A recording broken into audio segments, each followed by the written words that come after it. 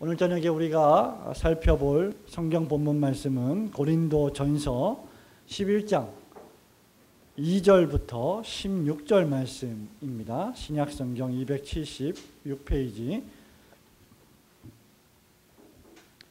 고린도전서 11장 2절부터 16절 말씀 저와 여러분이 한 절씩 교독하시고 마지막 절 다 함께 봉독하겠습니다. 너희가 모든 일에 나를 기억하고 또 내가 너희에게 전하여 준 대로 그 유전을 너희가 지킴으로 너희를 칭찬하노라.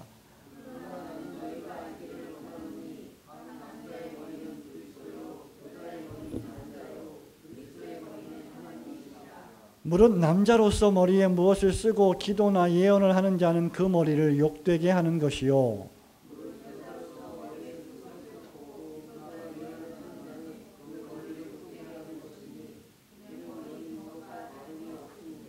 만일 여자가 머리에 쓰지 않거든 깎을 것이요 만일 깎거나 미는 것이 여자에게 부끄러움이 되거든 쓸지니라.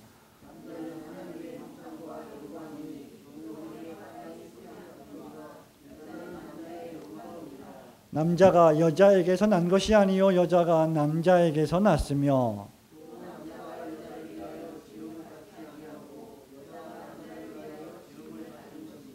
이러므로 여자는 천사들을 인하여 권세 아래에 있는 표를 그 머리 위에 둘지니라.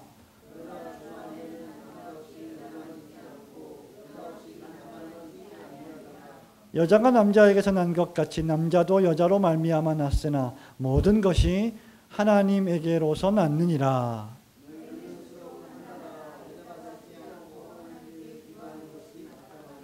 만일 남자가 긴 머리가 있으면 자기에게 욕되는 것을 본성이 너희에게 가르치지 아니하느냐?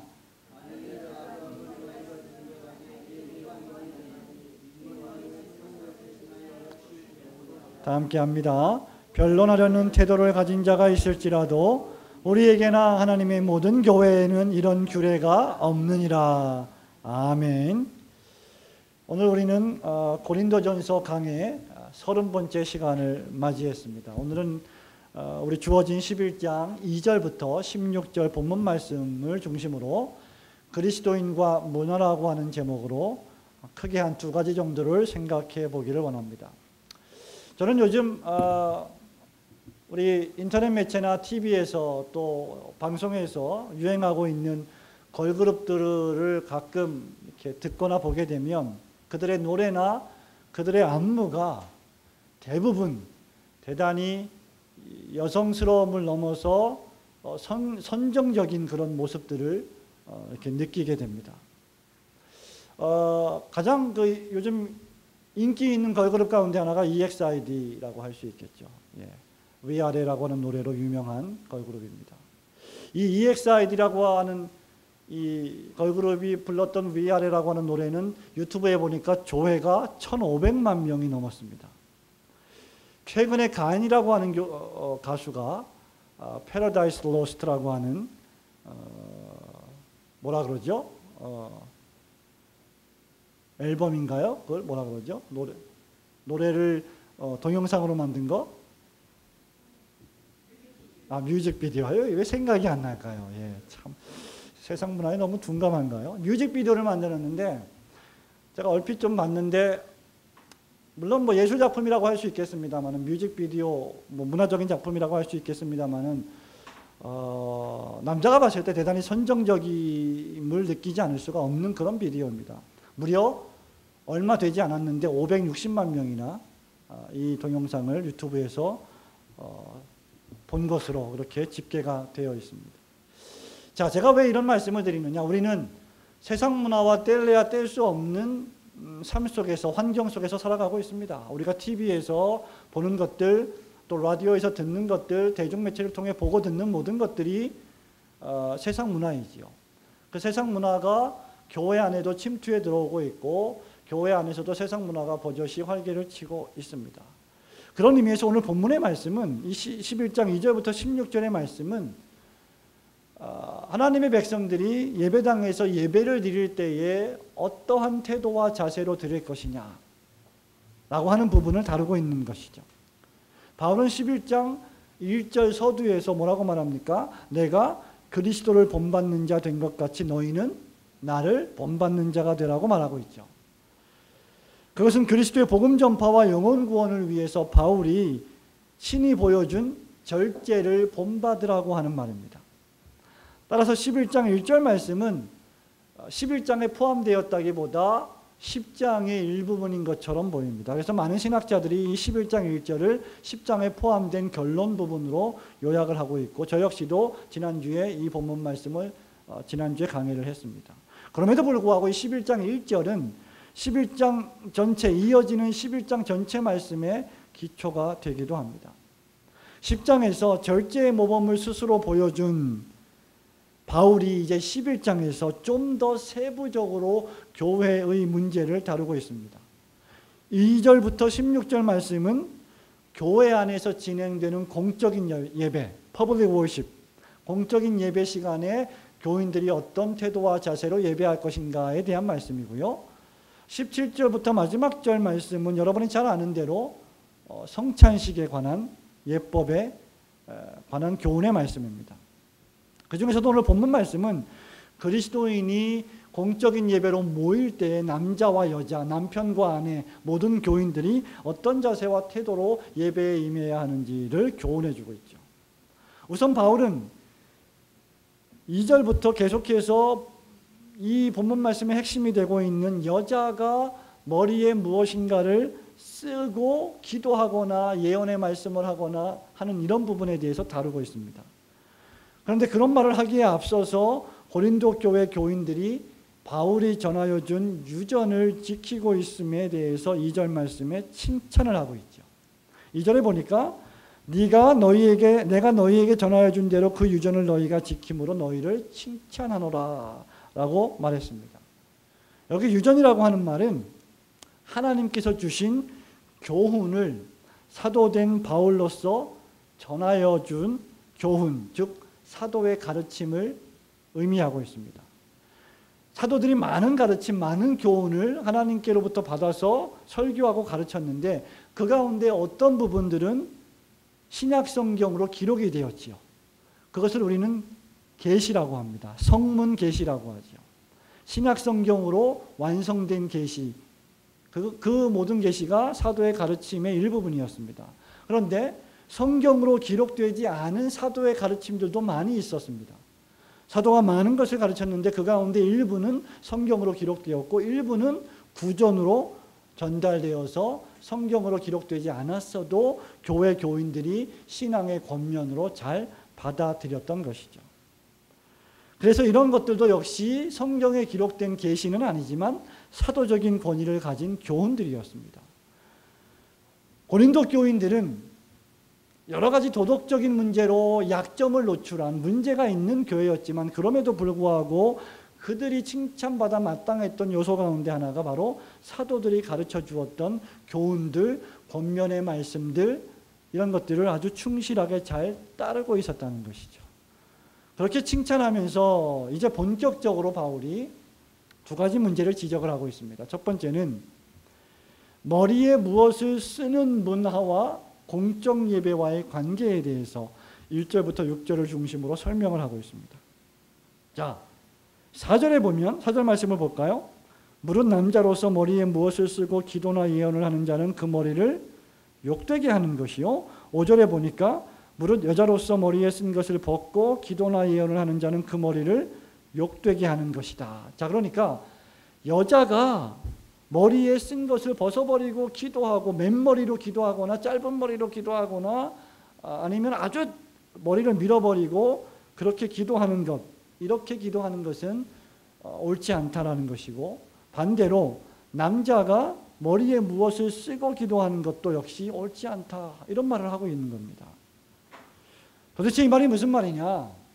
자, 이 말씀을 우리가 올바로 이해하기 위해서는 그 당시 헬라인들의 풍습을 문화를 좀 알아야 할 필요가 있습니다.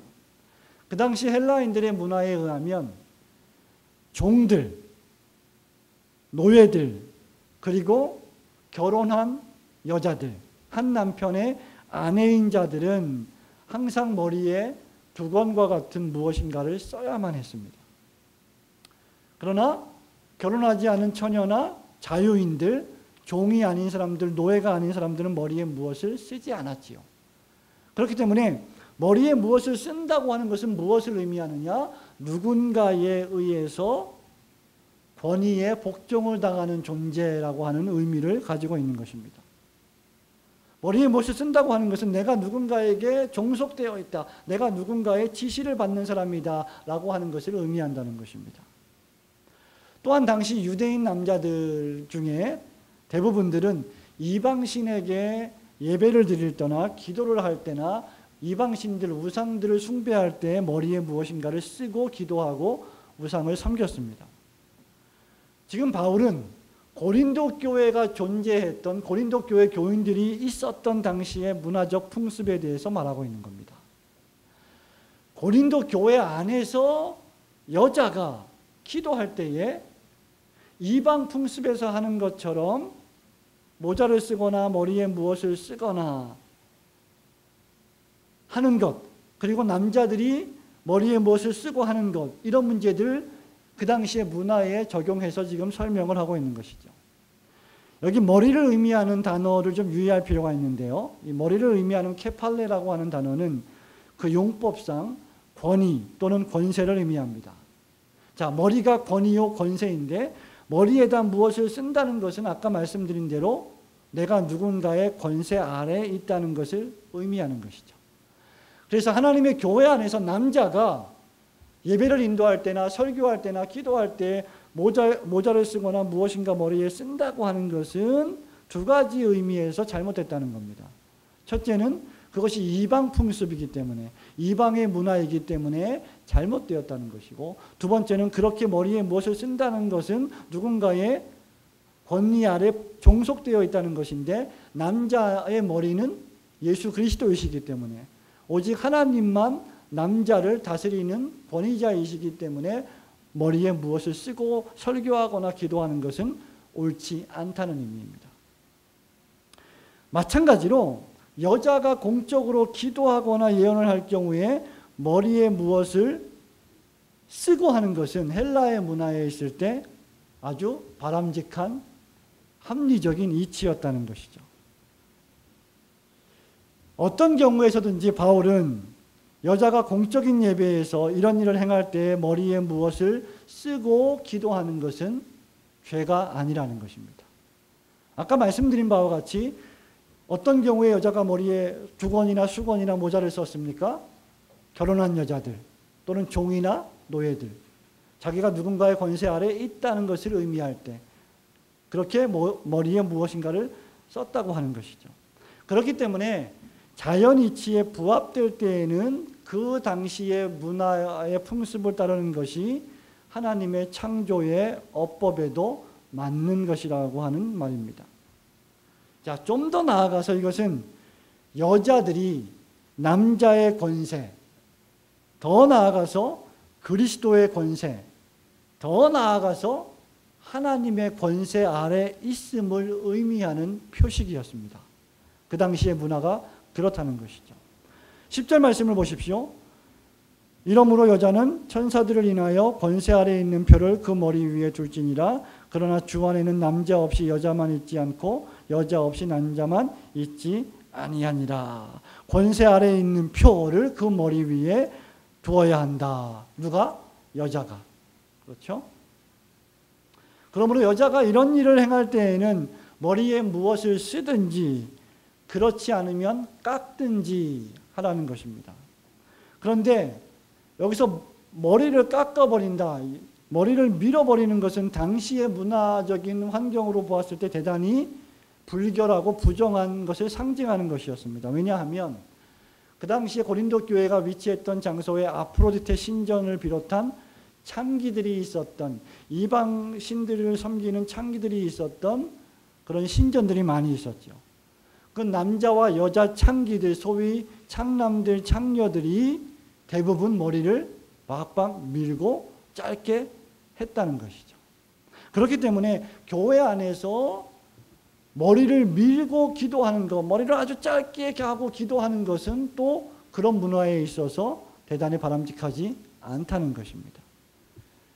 그렇기 때문에 고린도 교회 여자들은 반드시 머리에 무엇인가를 쓰고 예배를 드렸고 기도를 했다는 것입니다. 반면에 4절 말씀에 보면 남자가 유대인처럼 머리에 권세 아래에 있는 표식인 두건을 쓰는 것은 옳지 않다고 바울은 말하고 있습니다. 아까 말씀드린 바와 같이 이유는 그것이 이방신에게 예배하는 우상숭배적 행위가 되었기 때문입니다. 그래서 7절에 보면 남자는 하나님의 형상과 영광이기 때문에 권위의 상징인 그 머리에다가 무엇을 쓰면은 안 되는 것이었습니다.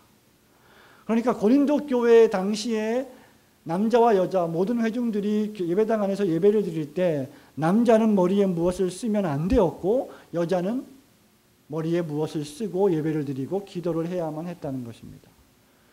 그래서 오늘날에도 여러분들이 영국 교회나 미국 교회 일부 복음주의 교회에 가시면 지금도 여전히 예배당에 나올 때에 여자들이 정장을 갖춰 입고 대부분 모자를 쓰고 오는 것을 심심치 않게 볼 수 있을 것입니다. 바로 그것이 이런 고린도전서 11장 2절부터 16절에 근거한 이유 때문이기도 합니다.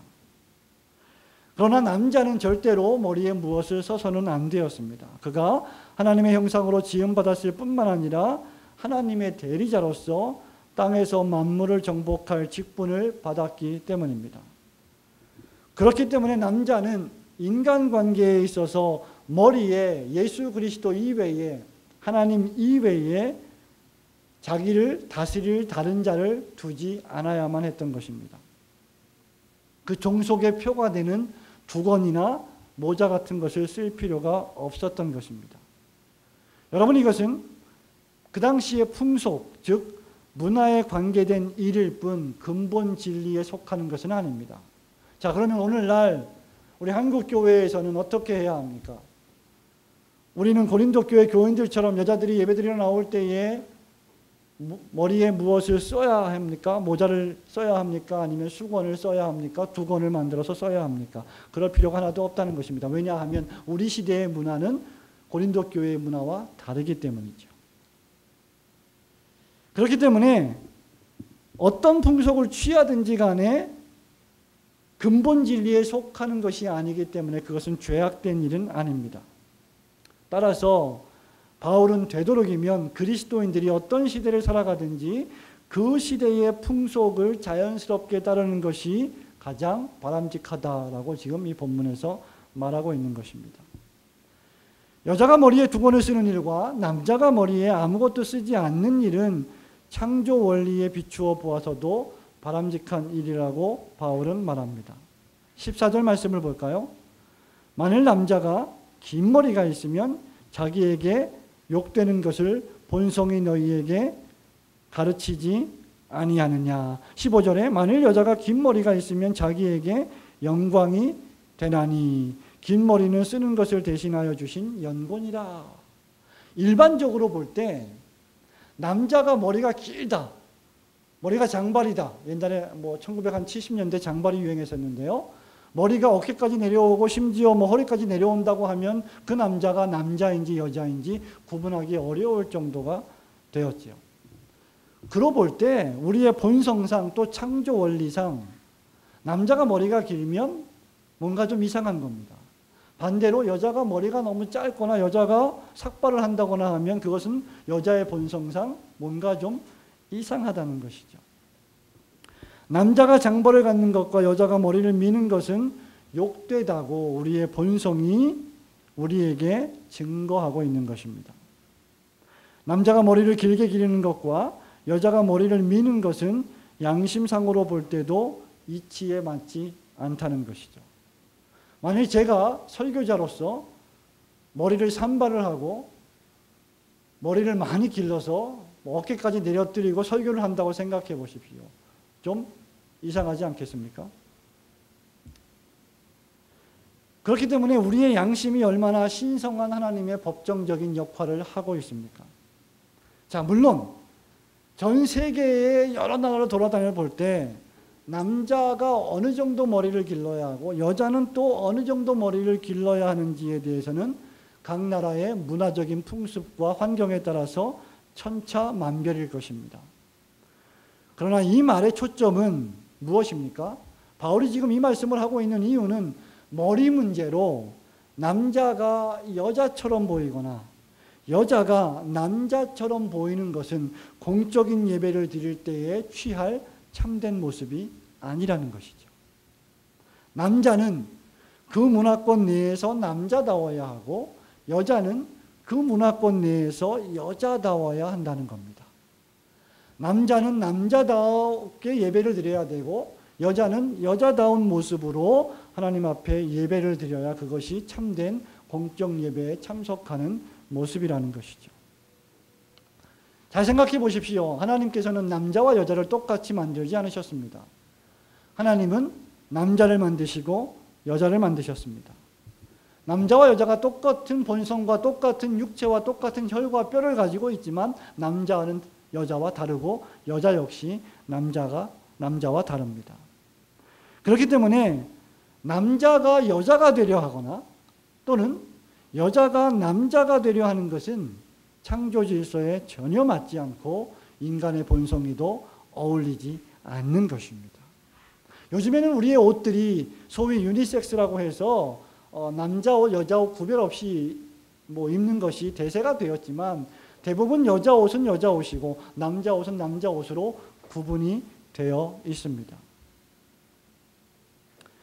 이런 것들은 우리의 양심의 본성에 비추어 볼 때 다소간의 차이는 있지만 양심이 살아있다면 대부분 선과 악이 가려지는 것입니다.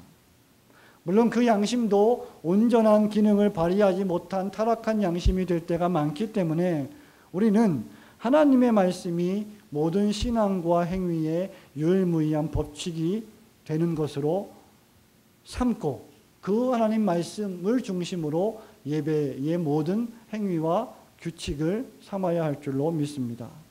그렇기 때문에 우리가 하나님을 예배할 때는 반드시 하나님의 말씀과 법칙과 원리를 따라 예배해야만 합니다. 동시에 이 시대의 정신과 문화가 추구하는 방식으로 예배를 드려서는 안 된다는 것입니다.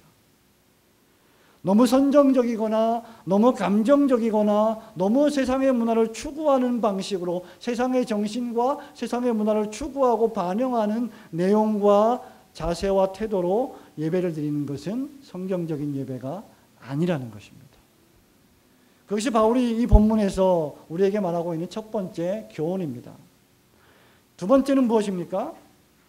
이 남자와 여자가 머리에 쓰는 것, 쓰지 않는 것의 문제를 다루면서 좀 더 확대해서 본 말씀 7절부터 16절 말씀을 중심으로 바울은 남편과 아내 그리고 그리스도와 하나님과의 관계에 대해서 우리에게 설명해 줍니다.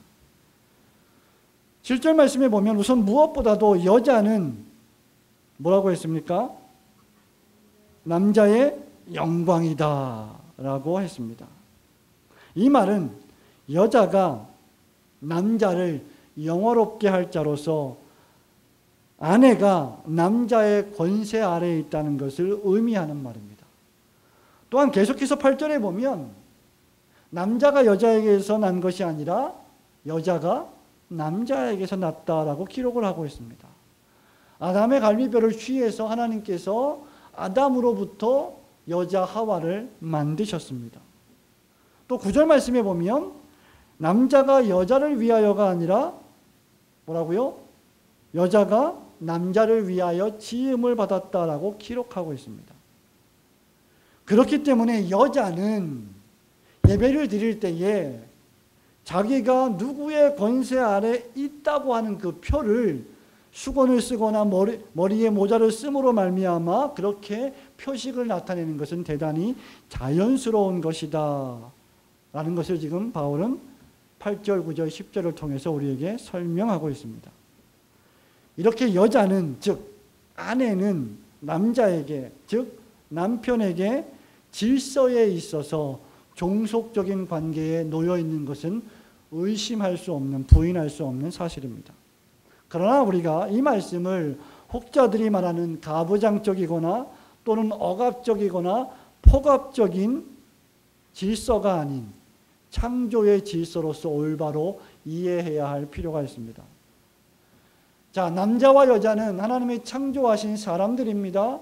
남자와 여자 역시 모두 다 하나님의 형상과 하나님의 모양대로 지음을 받았습니다. 그렇기 때문에 남자가 여자보다 더 우월하거나 남자가 여자보다 더 높거나 남자가 여자보다 더 서열상 우위에 있는 것은 결코 아닙니다. 남자와 여자가 동등하다는 것입니다. 그러나 그럼에도 불구하고 남자와 여자 사이에 동등성이 존재하되 창조의 질서의 차이 역시 엄연히 성경이 말씀하고 있는 내용인 것을 우리는 명심해야 합니다. 그럼에도 불구하고 11절 말씀에 보면 바울은 계속해서 뭐라고 말합니까? 예수 그리스도 안에는 남자 없이 여자만 있고 여자 없이 남자만 있다라고 말하지 않았다는 것입니다. 여자가 남자에게서 난 것 같이 남자도 여자로 말미암아 났고 12절에 보면 모든 것이 하나님께로서 났다고 기록을 하고 있습니다. 이 말씀은 남자와 여자가 인권상으로는 똑같이 동등하다는 말입니다. 여자도 남자와 마찬가지로 똑같이 하나님으로 말미암아 창조되었다라는 말입니다. 그리고 동일하게 남자와 마찬가지로 여자도 예수 그리스도의 십자가 은혜를 통하여 구원을 받았고 하나님의 상속자의 유업을 얻을 자로 베드로전서 3장 7절, 에베소서 4장 4절 말씀에 보면 기록이 되어 있습니다. 그렇기 때문에 어떤 잘못된 사람들이 잘못되게 성경을 해석하면서 남자가 가부장적으로 여자에게 포갑적으로 군림하는 것은 결코 성경적이지 않습니다. 바울은 이미 3절에서 이것을 우리에게 선언한 적이 있습니다. 3절 말씀을 다 함께 읽어볼까요? 3절 말씀, 그러나 시작. 그러나 나는 너희가 알기를 원하노니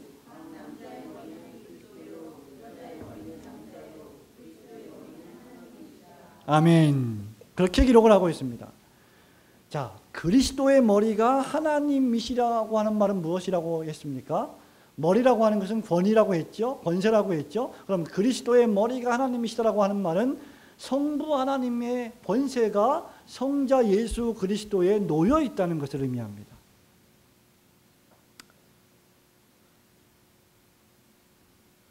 말하자면 좀 더 노골적으로 쉽게 말하자면 성자 예수 그리스도를 지도하시고 다스리시는 분이, 조심스러운 말인데 지도하시고 다스리시는 분이 성부 하나님이시라는 말입니다.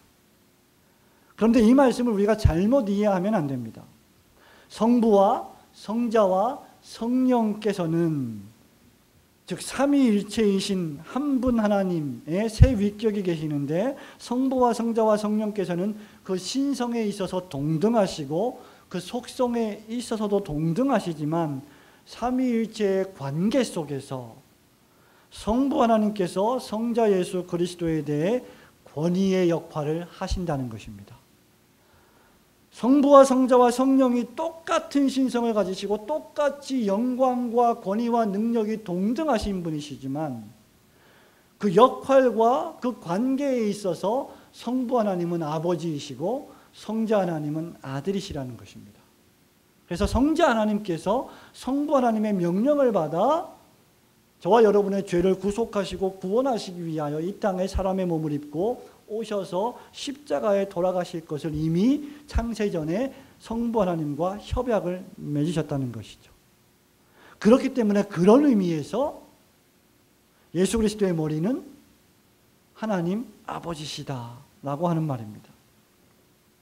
바울은 이러한 원리를 남편과 아내의 관계에 적용시키는 것이죠. 삼위일체와 마찬가지로 남편과 아내, 남자와 여자가 그 존재와 인격에 있어서 그 가치에 있어서 동등합니다.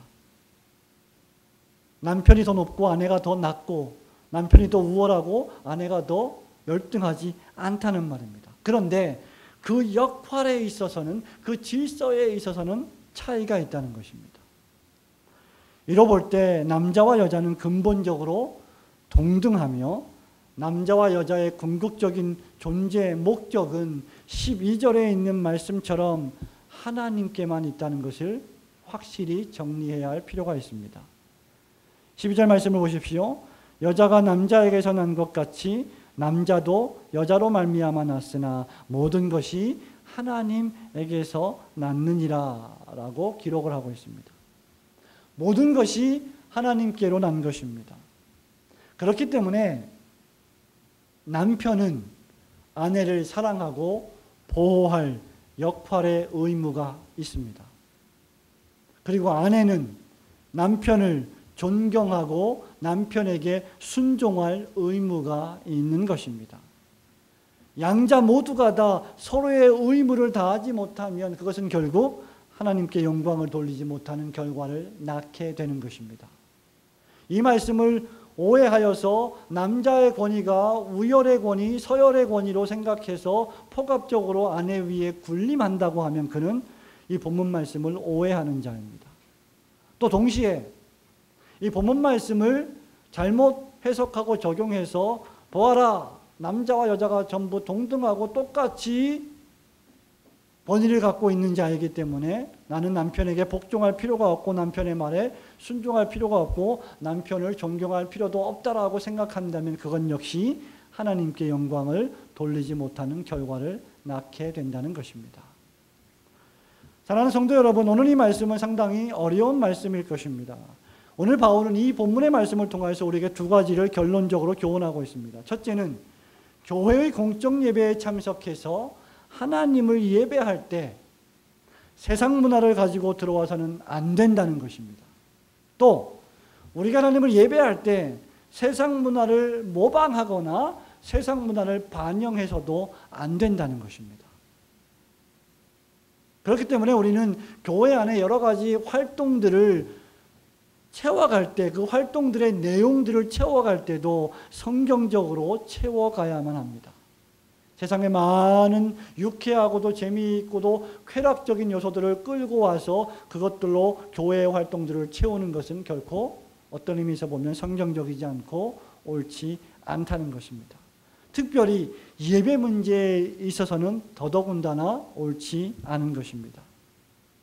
만일 그리스도인으로서의 나의 모습과 태도와 행동이 세상의 이방 신전에서 일하는 매춘부나 창기와 같은 모습과 태도와 행동이라고 하면 저와 여러분은 그리스도인으로서 복음 전도의 증인 사역을 올바로 감당하기 어려울 것입니다.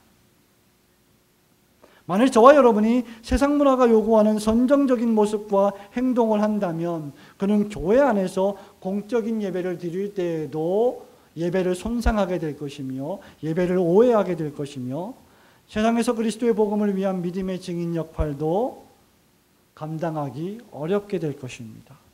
세상 사람들이 우리의 모습을 보고 예수 그리스도의 복음을 올바로 이해하고 받아들이고 영접하기가 힘들어진다는 것입니다. 그렇기 때문에 우리 성도들은 교회 안에서나 교회 밖에서나 우리의 외모와 행동을 늘 세속적인 것과는 거리를 두어야 하며 성경적으로 단정히 해야만 하는 것입니다. 로마서 13장 12절부터 13절, 14절 말씀에 보면 이런 말씀이 있습니다. 우리가 예배를 시작할 때에 읽었던 말씀인데요. 밤이 깊고 낮이 가까웠으니 그러므로 우리가 어두움의 일을 벗고 빛의 갑옷을 입자. 낮에와 같이 단정히 행하고 방탕과 술 취하지 말며 음란과 호색하지 말며 쟁투와 시기하지 말고 오직 주 예수 그리스도로 옷 입고 정욕을 위하여 육신의 일을 도모하지 말라. 저는 아주 수년 전에 어떤 목사님으로부터 이런 얘기를 들은 적이 있습니다. 교회에 예배를 드리러 오는, 미국에서 교회에 예배를 드리러 오는 젊은 청년들, 또 젊은 학생들의 옷차림의 모습을 보고 그들에게 단정히 입고 예배를 드리러 오세요라고 말을 했다고 하는 그런 이야기들을 한 적이 있습니다. 여러분 잘 알다시피 미국 문화는 단편적으로 설명할 수 없습니다만은 대단히 노출이 많은 그런 옷차림을 하고 있는 것이 일반적입니다. 그런데 그러한 세상에서의 노출이 많은 옷차림을 그대로 교회 안에서 예배 드릴 때 그러한 옷차림으로 오는 청년들, 학생들이 상당히 많이 있습니다. 그래서 되도록이면 그렇게 심하게 노출되는 옷을 입지 말고 단정하게 옷을 입고 교회에 와서 예배를 드리라고 권면을 했는데, 그것을 들은 부모님의 반응이 상당히 충격적이었다고 저에게 말을 한 적이 있습니다. 그것이 전부 세상에서 하고 있는 문화인데, 모든 학생들이, 모든 청년들이 그렇게 노출된 옷을 입고 다니는데 그게 뭐가 문제가 된다고 목사님은, 전도사님은 그렇게 우리 아이한테 심하게 말을 했느냐라고 이렇게 본인이 오히려 책망을 들었다고 하소연을 한 적이 있습니다. 여러분, 어느 정도의 노출을 해야 되고 어느 정도로 우리의 피부를 가려야 하는지는 정해져 있는 것은 아닙니다.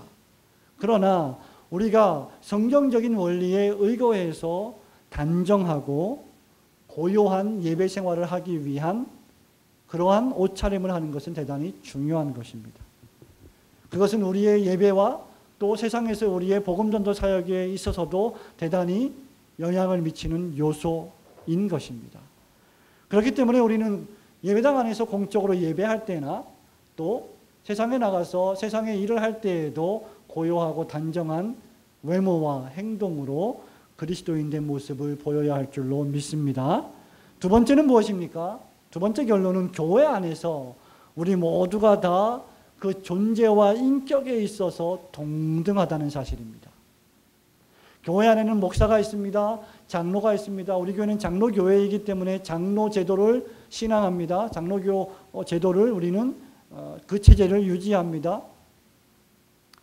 교회 안에 권사가 있습니다. 안수집사가 있습니다. 서리집사가 있습니다. 성도들이 있습니다. 이 모든 직분들은 우열과 서열의 직분이 아닌 그리스도를 섬기고 하나님께 영광을 돌리기 위한 헌신의 직분들임을 명심해야 합니다. 모든 그리스도인들이 교회 안에서 동등하다는 것입니다. 그러나 그럼에도 불구하고 각자의 역할과 위치의 차이가 있기 때문에 하나님의 나라와 그의 의를 추구하는 절제된 삶을 우리는 살아야 합니다. 그것이 바로 그리스도를 본받는 삶인 것입니다. 교회 안에 여러 가지 은사 문제에 대해서 다루는 고린도전서 14장에서 바울은 특별히 33절에 가면 이런 말씀을 합니다. 여러 가지 교회의 은사들의 문제들을 서술한 뒤에 33절에서 하나님은 어지러움의 하나님이 아니시오 오직 화평의 하나님이시니라 라고 기록하고 있습니다. 우리는 그래서 제가 늘 강조하는 것이지만 신앙생활에 있어서 균형을 잡는 것이 중요합니다.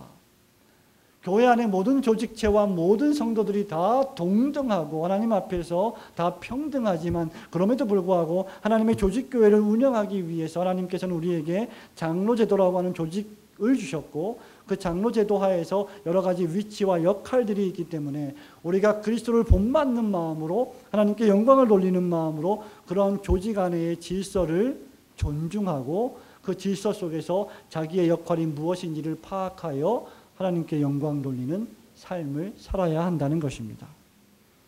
이런 의미에서 교회 안에서는 반드시 권위의 서열이 존재합니다. 말하자면 역할의 서열이 존재하는 것이죠. 그러나 말씀드린 바와 같이 이것은 우위의 서열이거나 우열의 서열이 되어서는 결코 안 됩니다.